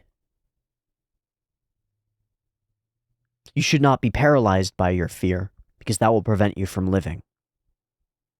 But without a little bit of that spice of fear, I don't know if you're going to do what you need to do. I think that a huge amount of the money and time and effort that we spend as modern humans is to distract ourselves from the fundamental terror of existence. We're no longer hiding in caves and running through forests from dangerous, scary creatures that you're very unlikely to see and survive. We don't live in that world anymore. We live in a pretty safe world. And with all our safety, we are all still bound to die. And suffer going into it. And suffer during the living part. I think you should be fucking scared of that. I think you should let that fear guide you. You have it for a reason. Your ancestors needed it, and so do you. So to spend your life trying to avoid the fear, it's kind of like avoiding living, isn't it?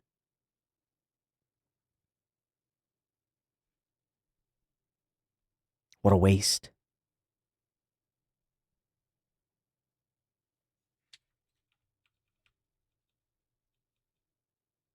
This is your last day. I'll continue alone. I really wonder what he discovered. And then you're free to do what you want. And we sort of just leave Rafal in the lurch. He's just kind of in the void. Like, wait, my world has been rocked and now you're just gonna leave? You're just gonna walk away? Yeah, do what you want, dude. But continue astronomy. Don't stop studying this for your own sake. And that's not an order, just a suggestion. Thanks for everything. Bye now. And it's over. It's all over. Just like that, you're free, you're safe, everything's fine. I can't continue astronomy. Uh-oh. Uh-oh, uh-oh, uh-oh. So the fear sets in, and the false face goes up. Oh, he's fully reformed. Oh, good. And he puts out enough information to let Rafal say something wrong. Let him really lie.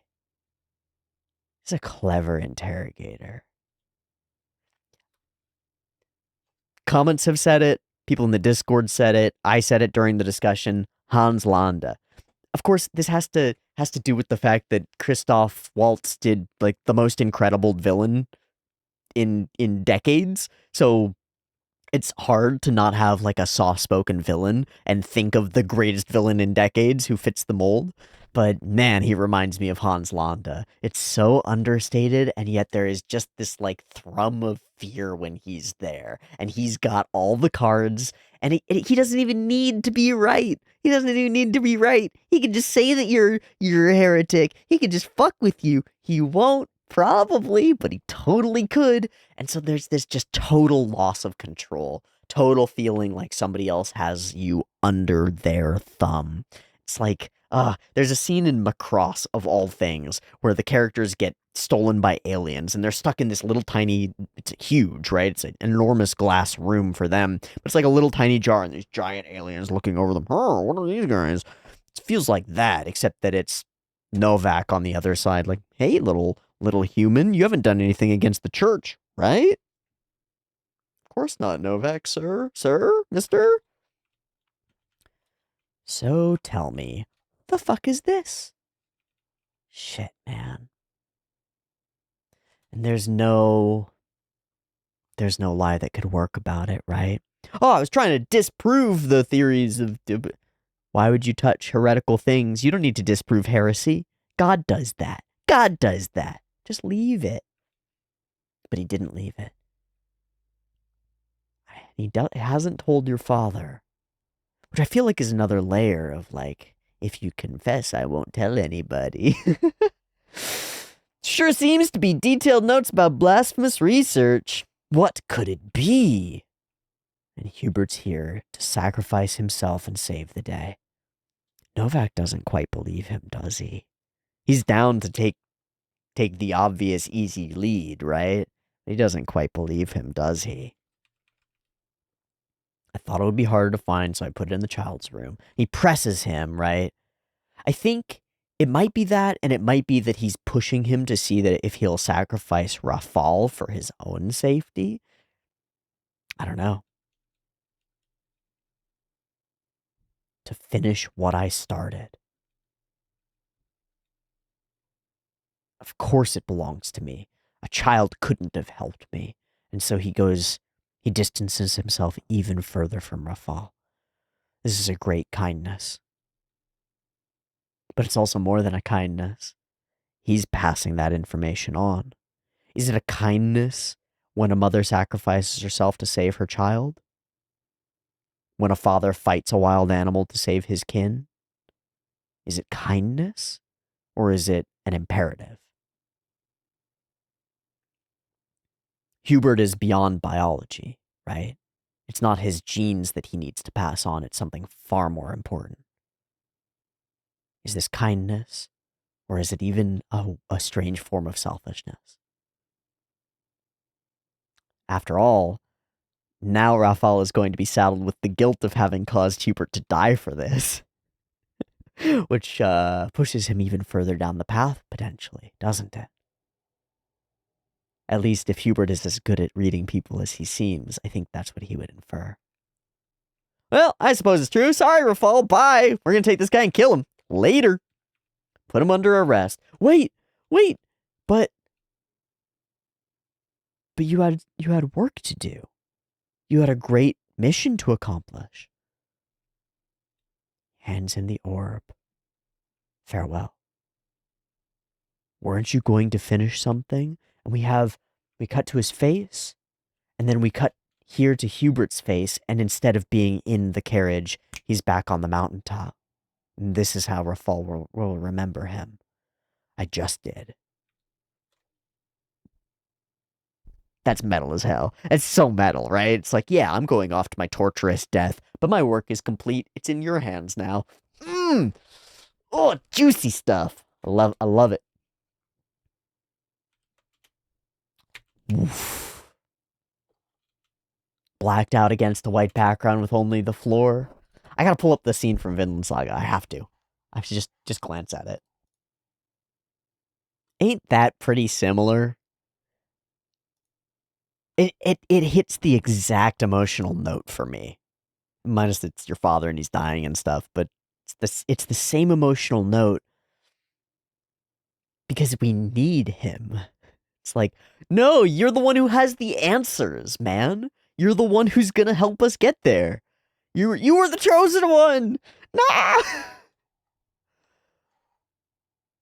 No, Raphael, you are the chosen one. And so he was burned to death, and we just leave it there. Shit, man. To save me, his unfinished work. Why? He has the information, he has the puzzle, so he pieces it out and he finds Hubert's secret stash. So Hubert set this up not knowing that he would be giving it to Raphael, right? Or he didn't incriminate Raphael in the note in case somebody else might have found it. But I think Hubert put it in that stash, not knowing that tonight would be the last time he would have a chance to come back to it, I believe. Interesting. To the person who finds this, I have no idea who you are. Now it's a true baton pass. You just gotta trust that the other runner has it. You gotta trust that the next torch is gonna burn. That the fire won't go out. Looking forward to watching Ashita no Joe tomorrow. My necklace to the one I deem most trustworthy. Now here are my documents. I beg you to finish what I started. Please burn it. Wow. There is something I alone know. It can likely never be proven. So he believes that it is dangerous. He was unable to get rid of it during his life because he's too wrapped up emotionally in it. But he believes it's dangerous. He believes it's too uncertain to be really proven. And that means that it's just a bomb, right? It's just a bomb that's going to kill anybody who holds it. It's just a curse, almost. Too much uncertainty. It must be the realm of God itself. And so imperfect theories like it should disappear. But I can't do it myself, so I hope that someone superior will dispose of it forever. I do think you wrote it for Raphael. Because it does play off the like, oh, thank you, you're so good at stuff. I really need your help because you're so special and smart and rational. That is you. A reward can be found. I wonder what the reward is. It doesn't look like Raphael dug around and found the reward before he started burning it. I understand. It is what it is. But it's too dangerous, it's too out of step, and too uncertain. If it can't even be proven, then what's the point? Even if it was beautiful, even if it might actually be true, what's the point? What's the point of a true thing that destroys your life? A truth that when you learn it tears apart everything, all of your ability to keep living. Is that worth it? It's a choice. Red pill, blue pill, right? Reasonable outcome. My powers of reason set them aflame. And then we stand in the fire. Together. But my intuition wants to know. Yeah, man. Fucking awesome. So he announces that he is actually going to study astronomy and gets in some fucking trouble for it. Gets ostracized by, like, everybody?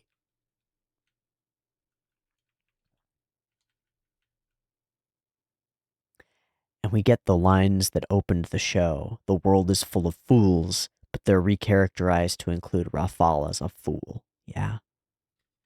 The world is full of fools. And before I knew it, I was at the head of the line. Now I am the king of fools, actively going the opposite direction from the one that's rational and reasonable, and what I said I was definitely going to keep doing for the rest of my life. The real me, not my facade. He sees himself. I'm not dignified, not wise, not humble, and not even capable, although I would dispute the capable. I'm arrogant, brazen, rash, and helpless, a fool. And now I'm going to move the earth. So in this acceptance of who he really is, no longer putting on this false face, at least to himself, he stands firm in his foolishness, and he moves forward in a new direction. He thinks he can do it, too. He's thinking 30 years into the future. It might take that long to prove it. Boom. So Novak's investigating a group of ne'er-do-wells who be meetin'.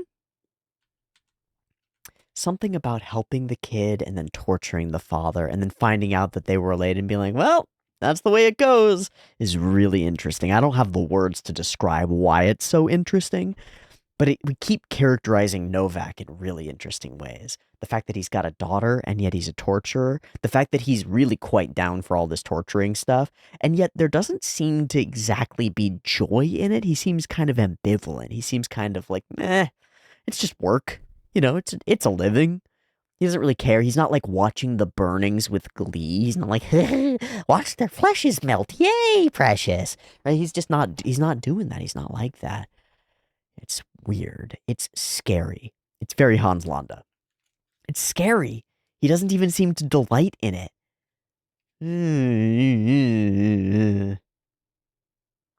It's banal. There's this phrase, the banality of evil. Yeah. Even as something so exaggerated as this torturer, interrogator guy, right? His attitude and his mannerisms and his way of carrying himself are very mundane, very normal, very business as usual. And I think that gives a sense like this is happening all the time. Like this is happening all over the place and people don't really care. Unless it happens to them. But nobody believes it would happen to them until it happens to them. He's hunting for a group? I have a child. Yeah, me too. He pulls out a daughter. Something sick. SICC on the top or something like that. Impossible. And he gets like really... Whenever I think of her, I get the same feelings. Comfort, strength, and worry.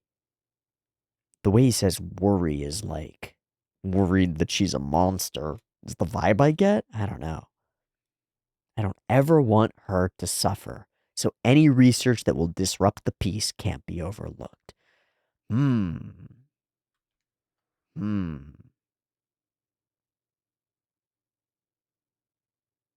There's something here in this personal familial justification for these broad acts that's really interesting. I have a child, and my child's safety and security requires the safety and security of our world, right? So I have become an arbiter of justice in order to keep the world safe for her. There's something about that logic line that's like, well, it's really interesting, and it creates a wide open space for justifying nearly anything, as long as you believe that that thing left untouched would somehow bring some degree, even a little bit, any research that will disrupt the peace, even a little bit of threat onto the child. Ew. I think if you pay attention, sorry to bring up political discourse, I think if you pay attention to lots of political discourse, it feels a lot like this. Oh, we can't let that happen. It'll blank, blank, blank, and that'll cause blank, blank, blank for the kids. Or for me, or for my people, or whatever. Interesting. No lofty ideals like protecting humanity. But family and friends, that I'll do. In fact, there's nothing I won't do. Now, this is horrid. Kid comes back to find his bloody dad. This was your family. Fuck, man. These guys' expressions are really interesting, and the little statements that they make later, they're a part of this machine, but they don't really see him as a part of it. They're like confused about his way of being. He's like weird. They don't seem super into the torture part either. They've kind of got these like, hello, sir. This is where the wicked gather. So we're gonna bust up a crime ring, a bunch of people getting around to stare at the stars. Probably not. Probably something different. Not a clergyman. A layperson made an inquisitor, formerly a mercenary. Maybe he saved the bishop's life or something? Maybe his family? I don't know. It's a curiosity. How could such bloody hands do the Lord's work? But, like, a clergyman who became an inquisitor and then did these torturings, that wouldn't be a problem. I'm sure the bishop has his reasons. I really like the way his cloak looks right here. It's beautiful. You must not abandon theology. Retract the statement. So, I'll lie. No problem. Actually doing the right thing and telling everybody about it and figuring it all out, that'd be hard. I'll just lie instead. Okay. At present, this is not a big deal. But lies compound. And they create walls around you that you can't get out of. You can't go that direction anymore. You can't recant on that lie and tell the truth behind it. And so now you might have to build new lies on top of this. You might have to continuously lie to Potoki, but in order to keep the farce up. How many layers deep into lies before you get caught up in them yourself? It's a sparkly, victorious moment. I'll never study it again. Oh, my son. Oh, good. Oh, yes. He says, one can express anything in words. That's why lying is so convenient. I hope we focus on this. We've already got a bunch of thematic stuff around truth and beauty and knowledge. And then we have this layer of words that can be used to transfer that information, to share it, and can also warp and twist it and turn it into something else or be completely false and misguiding. How does lying like this fit pursuing the truth with your whole heart? I don't know.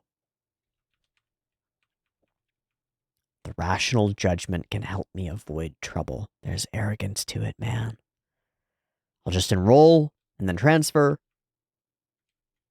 That's the whole point. If I didn't go, there would be no point in it. After all, it might take 30 or 40 years. But it's no pipe dream. It's possible. I believe. I just need to go piece by piece. And then we have a question. If he hates astronomy, why has he been studying it? Why does he have so many books on it? What's the deal with that? I don't know. We'll have to find out next time on Orb, on the movements of the Earth. Lovely OP, lovely ED. We'll check out the lyrics for them the next time we go through. And we'll call it there, I think. I think this was a great episode. The story progresses leaps and bounds in this one. All of the setup that's done in episode 1 comes and sort of pays off here, and then there's a bunch of new stuff that sets up for the next episode in turn. It feels like a really nice flow in these first couple of episodes, and I hope that we can keep that up as we move forward in the show. If we can, it's going to be a really solid episode by episode watch, because there's enough woven into it to really talk about and dig into and wonder at, and then a nicely encapsulated piece of story. Excellent. Let me go check out Sakagaburu really quick, see if there's any information on it. Okay, I did find some stuff. There are no cuts specifically from episode 2. However, there are a bunch of cuts from the OP portion, which honestly is one of the things that I most want to look at. So let me pull it up and we'll look at them. There's one cut from the previous episode that's by Ajin, and this is the flaming guy being on fire. Yikes. This is when he looks down at the ball, squeezes it, and then it's gone. Cool. Simple character animation. Reiko Nagasawa is the AD, Keisuke Namioka for the actual animation on this. This one listed as Norimoto Tokura, and this one listed as Yuki Kikuchi, which I think is correct. Which makes a lot of sense, because he's the one who's responsible for those cuts in Jujutsu Kaisen that look that way, right? And also some stuff in Dandadan that we've seen recently. I believe it. I believe it. Okay. Are there any other inconsistencies between these two? That's why this is weird. This is a different sequence, probably from a different season. Things have changed. I'm sorry, I got it messed up. I'll just cut portions of that out so that it's shorter. Okay, here's our scene. First 2 seconds are Shotaro Nagayama. Shotaro Nagayama has a cut from season 2 of Frieren that I'm not going to look at. Yoshiko Shimizu for 2 to 4, talking Potoki, and then everybody putting their hands up. And then Shinichi Yoshikawa for that really smooth vision of Rafal pulling up toward us. I want to look at him. It's from Deno Coil. Totally impossible to say because it's such a different style. Gosh, I would have expected something like Legend of the Galactic Heroes or something like that for this. And then 8.2 to the end, Kikuchi for the orb falling. Oh, that does have such a similar vibe to some of the stuff in the Jujutsu Kaisen OP with like things falling or yeah, water droplet. Okay. Cool. Ryota Yamawaki for the second cut, but unclear who's for the first. Whoosh. That face is so cool. And then the hands, the lighting, all these little moments woven together. Okay. This is Kikuchi again. Start to 1 second is Kikuchi, and the rest is unknown. The hair, and then we've got that face moving. It's similar to the other really smooth face moving, but it is quite different. I wonder if it's somebody different in all these scenes. Such a sense of like epicness. Not in sort of big dragons and giant monsters and huge swords and stuff, but like the whole world revolves around this show. Like epicness. Import matters. Ryota Yamawaki for this cut as well, with the guys, their expressions, faces. Cool. Okay, so that introduces us to a couple of the names who are working on the staff. Hopefully we'll see more of them as we move forward into the show. Although I don't feel like this is like a super Sakuga heavy show. I don't think that'll be like a core thing that we do is going frame by frame a bunch of animation. But I'm sure that there are little spikes all the way through, and I'm excited to see who's responsible for them. With that, I will say thank you very much for watching this week's episode of Orb on the Movements of the Earth with me. I hope you've enjoyed it anywhere near as much as I have because I thought this was awesome. I love the themes that we're playing with. I love the ideas that we're playing with, and I love the willingness we seem to have to mess with them, to mess around with our characters, to force them into these difficult circumstances so that they can come up with these ideas themselves. And I like the conflicts that are being woven in. I'm really curious to find out more about Novak's story. He's a really compelling villain. The stage is set for us to go to school, go to university, and begin Rafal's journey to prove that heliocentrism is true. Will we follow him for 30 years? That would be really cool. That would be really cool. Talk about traveling through time and space. But I don't know. I don't know what to expect from the rest of the show, except that there will be conflict, and there will be discovery, and at some point, maybe there will be truth, and maybe it will be beautiful. Thanks for watching this episode with me. I'll catch you next week for the next one, or you can get it early on the Patreon. Subscribe while you're down there. Much love. Peace.